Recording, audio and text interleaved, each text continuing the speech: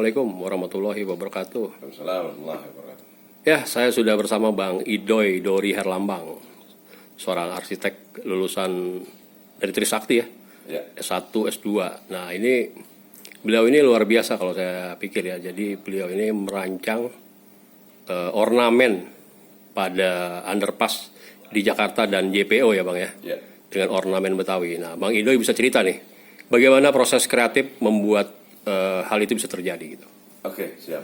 Ya. Jadi emang waktu itu kira-kira tahun 2016 kalau saya nggak salah ingat, itu saya diminta oleh Kadis Bina Marga ketika itu Pak Yusmada Faisal untuk menambahkan sentuhan estetik kaitannya dengan nilai lokal kebetawian terhadap 3 underpass dan 1 JPO yang sedang dibangun ketika itu. Wah, saya pikir ini sebuah tantangan ini. Biasanya kan ornamen Betawi gitu ya, arsitektur dan ornamen Betawi itu hanya diterapkan di rumah. Nah, begitu ditantang oleh Kadis Bina Marga ketika itu Pak Yusmanda, coba ini harus bisa nih. Ini kan sarana prasarana kota, infrastruktur kota. Wah, saya pikir ini sebuah tantangan yang luar biasa.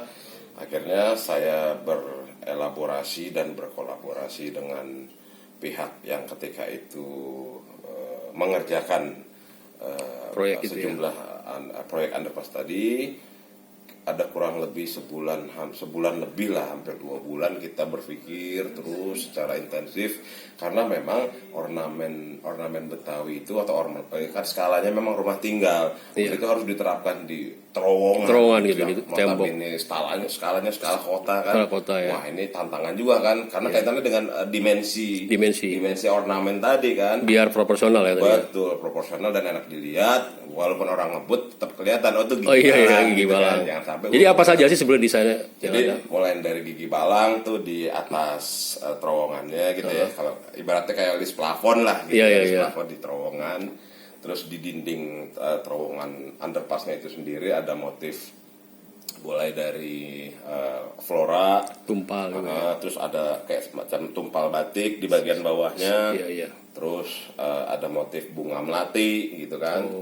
Terus ada motif full batik tumpal juga itu di bagian daerah railingnya. Terus ada motif pagar langkan Betawi juga di railing yang jembatan underpass yang lainnya gitu ya. Jadi beda-beda. Nah kalau JPO itu sendiri karena dia skalanya seperti rumah ibarat kata, jadi kita pakai dimensi yang real sesuai dengan gigi balang dan pagar langkan yang ada di asli, rumah gitu, yang skala manusia gitu. Dan ya alhamdulillah sih enak dilihat tuh, tetap cakep tuh, kurang lebih sih. Lebih detail ini di lokasinya di mana aja underpass? Jadi yang pertama itu di underpass Mampang Kuningan tuh, perapatan Kuningan, Gatot Subroto sama Kuningan. Nah, itu kan ada underpass. Itu yang pertama. Yang kedua itu di underpass Salemba Matraman. Salemba Matraman sama underpass juga yang dari arah itu yang Cagak gitu ya. Terus yang ketiga itu underpass di Pondok Indah dengan Simatupang tuh, yang ke arah Lebak Bulus gitu kan. Nah, di situ tuh 3 underpass. Jadi motifnya sama itu ya, yang seperti disebutkan. Ya, kurang lebih sama, senada, proporsionalnya sama, kurang lebih sih seperti itu. Iya, luar biasa nih orang Betawi ya. Siap. Bikin seperti ini ya. Cukup sekian ya. Siap, terima kasih. Semoga saja sih saya berharap ya itu bisa menjadi identitas lokal DKI Jakarta yang notabene Betawi bisa diterapkan di berbagai infrastruktur kota yang lainnya gitu. Bukan hanya di terowongan ya. Bukan hanya di underpass. Karena bisa ya sebetulnya itu ya. Sangat bisa, tapi yang proporsional.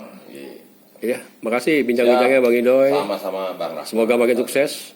Amin, Allahumma amin. Kita sukses semuanya. Ya demikian. Wassalamualaikum warahmatullahi wabarakatuh. Waalaikumsalam warahmatullahi wabarakatuh.